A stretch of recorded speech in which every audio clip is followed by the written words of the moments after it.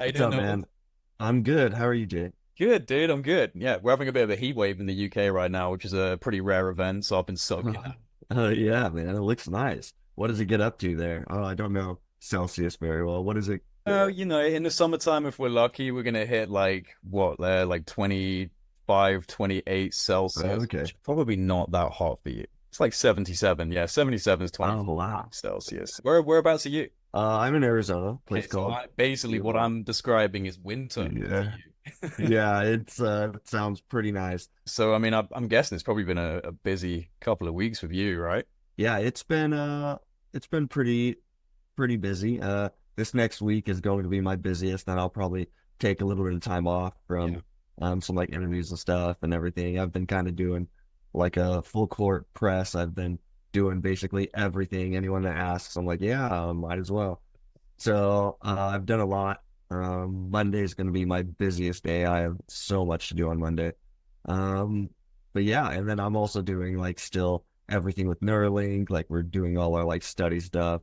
Um, and I have all the little things that I want to do on like the side, just to like hang out and play around with it on my own. And Right. I'm constantly watching like sports and stuff, so I have to like find time for everything. Yeah. Yeah. Um, I appreciate you finding time for my humble channel, man. I was actually oh pretty yeah, surprised when I reached out and you were like, yeah, dude, no worries. I was like, oh, yeah, fantastic. I really wanted yeah, to talk man. to you. You have such a unique story to tell. You're the only person for Mhm, people that don't know in the world to have Elon mhm, Musk's Neuralink technology. Now, mhm. could you maybe just give people a little bit of an idea of what that really means?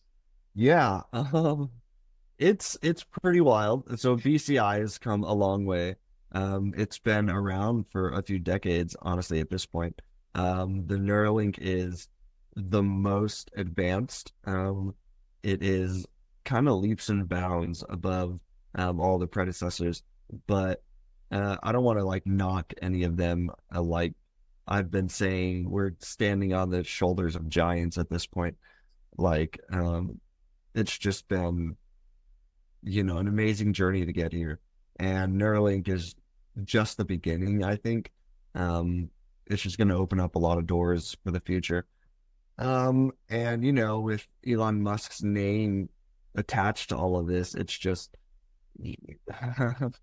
it gives it a little bit of oomph, like So for people that don't really get it, it basically implants, if I have got this right, tiny yeah, electrodes into your brain, which then yeah, allow yeah. you to interface with computers. And then it kind of uses like an AI interface to decode the brain signals. Is that right?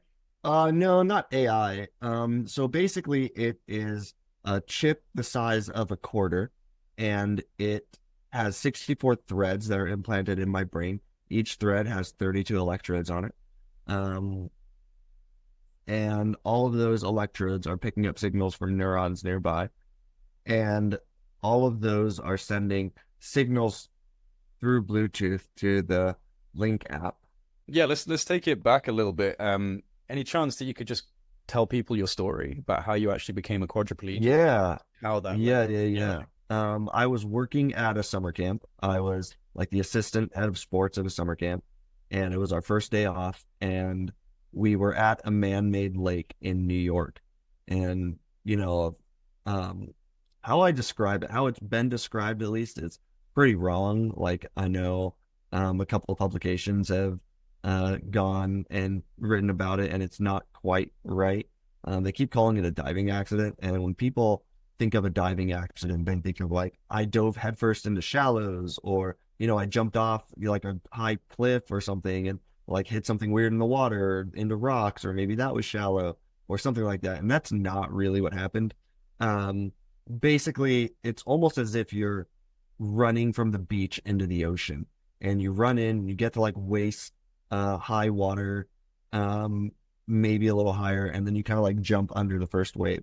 Um, I did that at a man-made lake. Me and three guys ran in together, and um, I just went in. We all dove in together, and they both came up just fine, and I didn't. And it was just kind of a freak accident. Wow. I think, yeah, there wasn't anything in the water because it was like a sectioned off, like a cordoned off area for people to like swim. People had probably been swimming there for decades at that point. So it's not like, some people were like, oh, maybe there's part of a dock in the lake, or maybe there was like rocks or something there. I'm like, no, like if there was anything like that, it would have been found and taken out long, long ago. So it's not like there was anything in the water. I think what probably ended up happening was one of the guys I ran into the water with maybe like accidentally hit me on the side of the head and it dislocated my neck. Because my left side of my head was sore for like, you know, maybe a few weeks, a month after the accident. So I think I just got hit in the head pretty hard, hard enough to like jostle me a bit. Um, and so yeah, just a freak accident. Gosh, man. So like it maybe Yeah, just like literally just the angle and the impact of the water and a slightly wrong push from someone and yeah. It was just, you know, like I said, freak accident. yeah. I mean, I'm sure this is told to a lot of people who have injuries and stuff, but it was something like if it was, a millimeter in either direction that my neck was hit or my head was hit, then I wouldn't have been injured. But it was kind of just like a perfect storm sort of thing. Um, so yeah, that happened. I adjusted pretty well. Surprisingly, I mean, people must think that when you're paralyzed, like your whole world stops and like you can't recover and you got to be super depressed. It didn't really happen like that for me. I adjusted pretty well. Sure, there were like down times. Sure, there were hard times. I was pretty sad there at times, but nothing like I imagine people think. It's not like I was depressed for years. It's not like I couldn't cope. I had a great support system around me who made things very easy. Um, and yeah, it was just, I just roll with the punches. I've always been a pretty chill guy. I've always been pretty stress free. And this was just one of those things where I thought, no, I can't change it. There's no point in dwelling on it.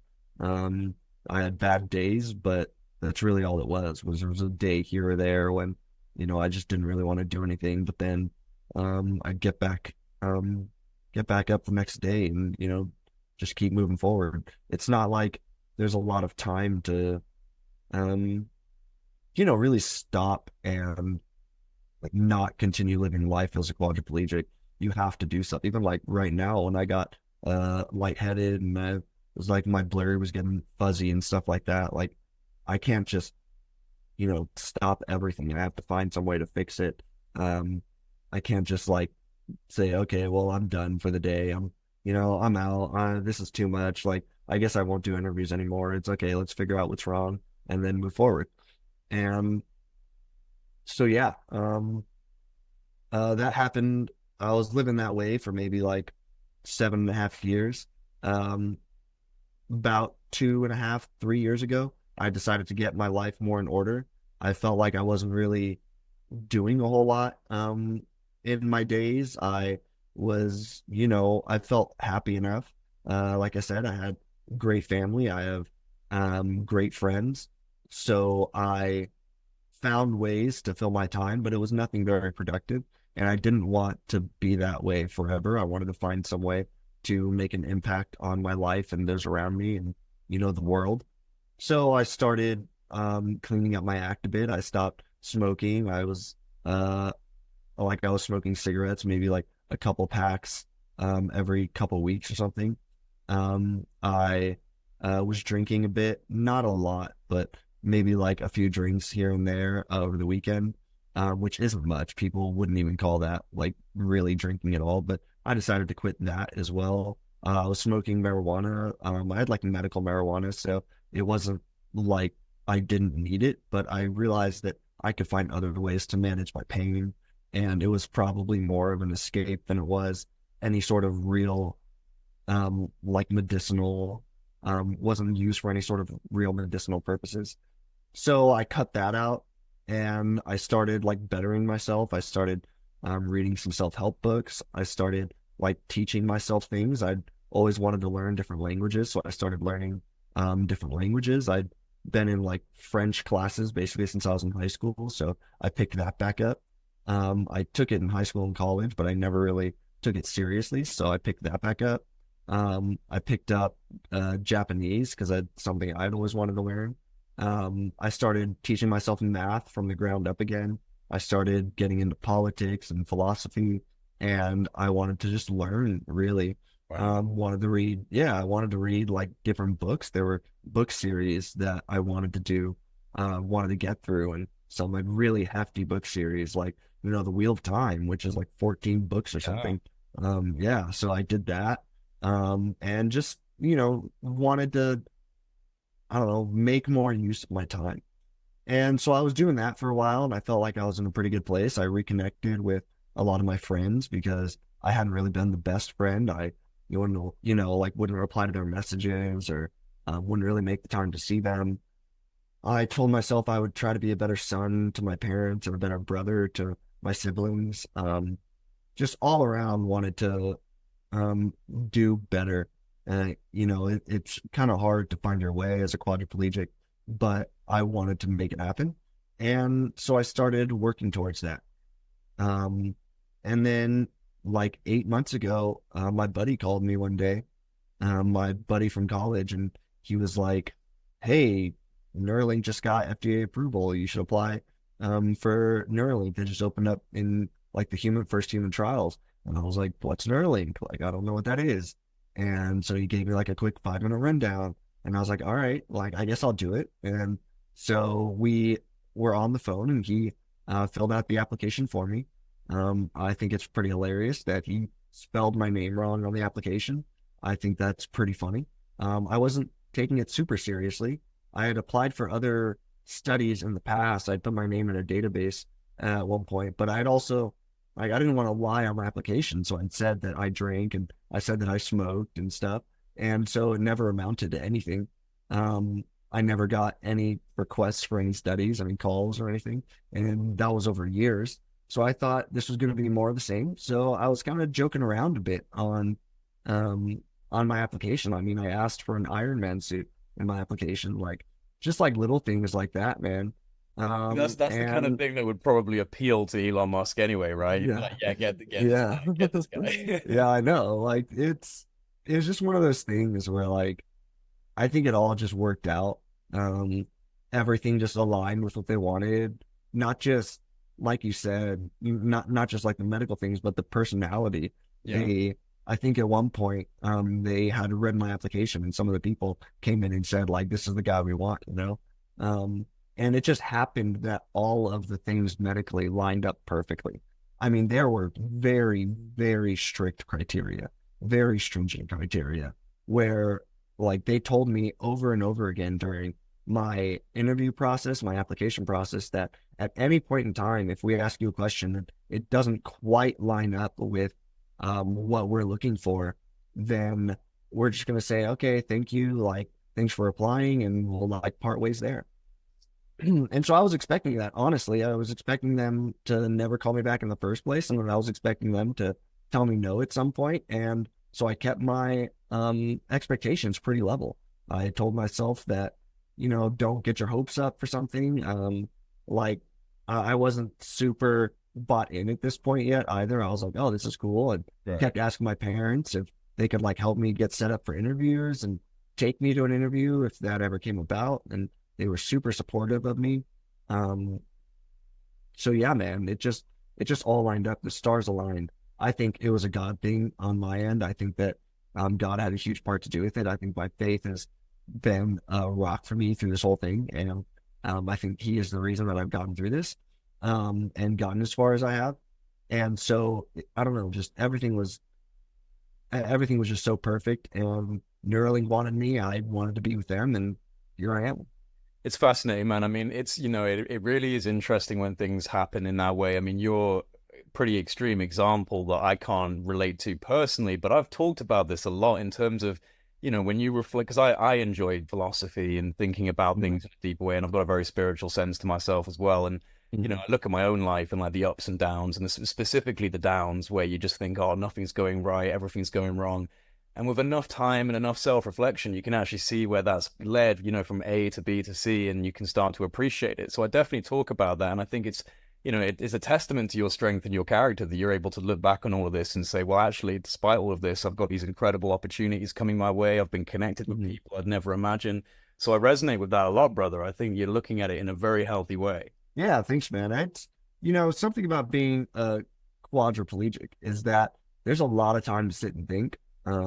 For the first few years, it's all I did. I would lie in my bed and stare at walls sometimes for hours, for days. I didn't have much control over my environment at that point. I couldn't, like turn on my TV. I couldn't connect to my computer with dictation or anything like I can do now. It was all very just like, wait for someone to be around, yell to them, come help me with something. And then if I need something 5 minutes later, I'd be like, well, I just asked someone for help 5 minutes ago. Maybe I'll Yeah, wait you start an feeling hour. guilty and start Yeah, feeling like, yeah, yeah, exactly. So I thought a lot. I thought through my whole life. I thought through, all the mistakes I'd made, all the things I could have done better, all the opportunities I'd let slip through my fingers because I was too busy, goofing off and doing nothing, just kind of living life as a young, dumb kid. And I don't think there's necessarily anything like wrong with that, but I believe that I just could have done better. And so, I thought a lot and I thought about the direction I wanted my life to go and how I can make that happen. So yeah, I'm right there with you. I just think yeah. that, I think that there's a place for this in my life specifically, as far as like the amount of time that I put into myself is only going to, create more opportunities and stuff for me. Let's talk about quality of life changes. What can you do Yeah. now that you couldn't do before? I heard that you're Yeah. big into games as well, and you've been crushing I them. am. I Yeah, am. Yeah, it's pretty cool. Like I couldn't really play many games before. I could play chess, but it was through like a mouth stick, which is just a stick that I hold in my mouth, and I put like an iPad in front of me, so it's like a touch screen, and so the stick has like a little conductive piece on the end, and I can like click around on it. But there aren't many games that are just point and click like that. Chess is one of those, so that worked out great. Played a lot of chess. But I'd also have to be like sat up, kind of like I am now. And this puts a toll on my body after so yeah. long. So it's not like I can do this all the time, every day. And it's also something where I need people to do it. And, my parents work. So like I can't just have them come set me up at, 10 a.m., noon or something if I want, like their work. And if I want to be set up, at 10 p.m. if I'm awake or something, or 2 a.m. if I'm awake and I want to do that, I can't. Um, so, things like that I couldn't do. And like I said, that there aren't very many other games. I had played Civilization 6 on my iPad because I was a bit of point and click as well for most things. And with that, like I could only play it on my iPad, and so I couldn't connect to the internet and like play people through it or anything. So I could never play like my friends, or it was all just alone, and that is only fun for so long. Um, so yeah, like it just didn't really work out. I play a lot of different games now, and it's only going to grow as we add more to the Neuralink. Um, I'm a lot more, interactive with the world. I've been saying that it has helped me reconnect with the world at large. I am able to, text with my family and friends much quicker. Before the Neuralink, it was taking me sometimes 5, 10 minutes to write a text because of how I was going about it. There's a dictation software on the Mac OS, and it like it's okay. It's better than everything else out there, I think. But it's still pretty bad. Like it's just not good enough. And so I would, sit there and try to text something for, you know, 15 minutes maybe, and then it just gets so frustrating. And when you're doing that for one message, it's not like you want to keep that, text chain going. It's not like you want to go reply to 10 other people and have to do that, 100 more times in the night. It was just hard. It was hard to like stay Yeah. connected with people. And so now with Neuralink, it's like, it's so much easier. I can So write text. Neuralink, are you using your thoughts to send texts? Yeah, yes and no. It's not like I'm thinking like this sentence and then that sentence comes onto the screen. For right now, I'm still using like a little virtual keyboard that pops up on the screen, and I'm using the cursor to like click on Characters, Right. I have like a little dictation on there. So I have like the keyboard, there's like a little microphone, I'll dictate and then go through and like edit whatever I need to edit. But that's still like, it takes me less than a minute to write a text, um, like super quick. And that's like way, way better. And that's not the end of this. That's just what we're doing right now because the first like part of this whole study was cursor control. It's all Right. just, get control of a cursor, get the cursor to be good, like have it not be where I need someone else when I'm on my computer and stuff. And so give me as much capability as possible, but everything's just going to keep growing. We're already working on ways to do something like you're saying, where I can text in a much more efficient way. I can like write in a much more efficient Yeah. way. Yeah. And that's gonna Definitely got to come. have some safeguards so you're not just firing your Yeah. personal thoughts off to people when Yeah, you're yeah, I teaching. know, right? I know, right? It's interesting. Like I've heard this a lot, and I've thought about it a lot. Like because we're going, I wouldn't even say in that direction. There's not a lot with the Neuralink that I believe, at least at this point, would lend itself to that. Like I can't really imagine how that's possible. Um, but then there are also times when I think, okay, well, what we're doing right now is basically um, finding different ways to get me to be able to type and write like I have been so like handwriting stuff. Like I've been working on like handwriting where I like physically try to like write something. Obviously I can't move, but I'm still like attempting to do it. So like Wow. write a word out and then write a word like on a piece of paper or write a word on like you're doing it on a chalkboard and see if the brain can understand that basically. Like you basically do that task a dozen times, 2 dozen times, and you see if that's able to be interpreted by the Neuralink. And then there's like finger spelling stuff like sign language. If I did like sign language letters, like spelled out a word with like the alphabet or something, let's see if the Neuralink can understand that. So you do that a few more dozen times, and we're just trying out all sorts of things, and that can lend itself, I think, in the future to something more along what you're saying, which is like think words and have them appear where you want them to appear. But I don't ever think it would be something where, you're just say like scrolling through the internet or you're like going into your text and you're thinking, what am I going to write? And that pops up on the screen. Yeah. I don't Yeah. think it's ever going to be something like that. Um, Well, that wouldn't be very useful. So I yeah, can't yeah, it imagine it. wouldn't be. But Yeah. you have it has obviously the capability to be updated, modified, Hmm. repaired. Yeah, so they have like software updates to it pretty regularly. Um, It's like yeah, something so out of the it Matrix, man. Like just I know it's downloading your pretty next cool. software update. Yeah, yeah, it's pretty cool. Like I said, it's all like a Bluetooth connection. Yeah. So there's like an app that I connect to on the computer, and then they just throw an update onto the app, and then I download it, and it downloads like That is directly wild. to the That implant. is Yeah, wild. it's pretty cool. It's pretty cool. And then as far as like connections and stuff go, um, like what you're talking about, like matrix stuff and everything, and like upgrading things and stuff like that. It's supposed to be like upgradable. It's not like they could go in right now and well, it's not like they want to go in right now and do repairs on anything. Like even with the thread retraction that we've seen, um, they like I had said, we could go in and replace this if we want. There's some way for you guys to go in and like fix it.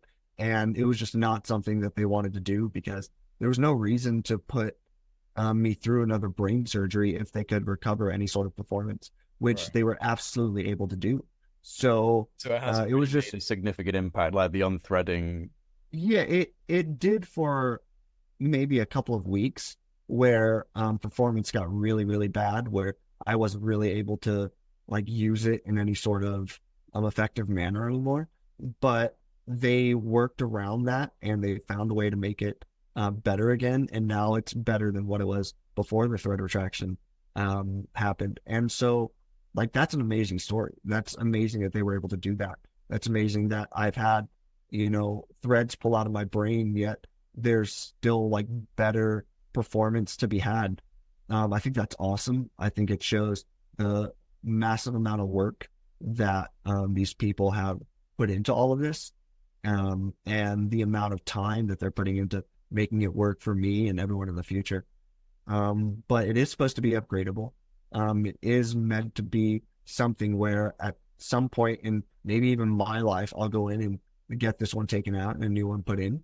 And then something where like everyone in the future will be able to, get, Neuralink 7 and then a year later go in and get Neuralink 8 if they want to, if they're going to do it like that, or 10 years later go in and get it. I'm not sure what it's going to look like at all, but yeah, it's meant to be like that, meant to be upgradable. The surgery was super, super simple, so it doesn't seem like it's going to be anything that's going to need any sort of like skilled surgeon at some point. It's just going to be all this robot that's able to do it, which is just amazing. I mean, it really is, man. It's a testament to the times we're living in. I'm obsessed with looking at the technological domain and how it's evolving, and obviously with AI coming out and just things are starting to accelerate at such a pace. And then, someone like yourself being the initial person to have something that is just kind of echoing where we're going in the future. I mean, for you, where do you think 5 years, 10 years down the line, things like Neuralink are gonna end up evolving into? I mean, like you said, you don't really see too many kind of concerning avenues, although the whole kind of brain computer interface, there's a lot of conspiracies around, we're all going to be chipped eventually and we're going to be controlled. But in terms of Neuralink specifically and, what you've seen it do, you're overall optimistic about what it's going to do for humanity. Yeah, I think it's a very optimistic story. I mean, just initially, for it to help me so much in my life, I know that it is going to do that for many more people. I know that it's going to, help people with disabilities. It's going to help people with, paralysis or ALS or stroke victims. All of those are just the tip of the iceberg. Like that's just where this is going initially. I know that they've talked about helping people with blindness, with Alzheimer's, maybe if that is possible. Like there are just so many things that can come from this, and not just directly the Neuralink fixing that, but as we progress through this story with Neuralink, we're only going to learn more about the brain, and it's just such a unexplored, I guess, field. I mean, maybe unexplored is the wrong word. We've been trying to learn more about the brain forever. And now we're finally in a place where we have kind of direct data coming from the brain on a daily basis about like how it works on a much more intimate level. And I think that's going to only increase as time goes on and as more people get the implant, because they'll have, X amount more data. And I think in the future, it's just going to, like I said, in the short term, it's going to help people with disabilities, but in the long term, it's just going to help people, connect in different ways. And it's going to give us the ability to utilize our potential in new ways. People are incredibly resourceful, and there's so much more to ourselves that we can learn and that we can grow.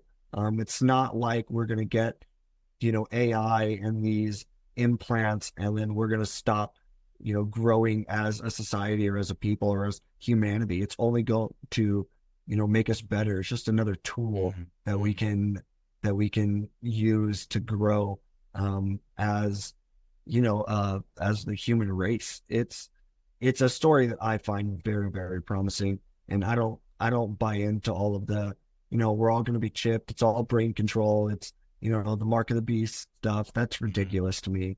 I think people need to understand what they're talking about a little bit more first. They need to understand like what the technology is capable of, and understand that at least these people that are working with it right now, their intentions are good. But everyone that I've met at Neuralink is in this for the right reasons. They're all like the most amazing people. They're all some of the most intelligent people in their fields. They are just so smart, and they're so good at what they do, and they could be working at 100 other places probably and making more money. They could go work at Google and make more money. But like, well, what's the point of that? Like what kind of difference are they really making there? At Neuralink, they're helping people like me, versus helping make, search histories a little bit easier, clean up or something. Like, I don't know. It's just not the same. Yeah. Um, yeah. And so I'm really looking forward to what this has to offer humanity in general.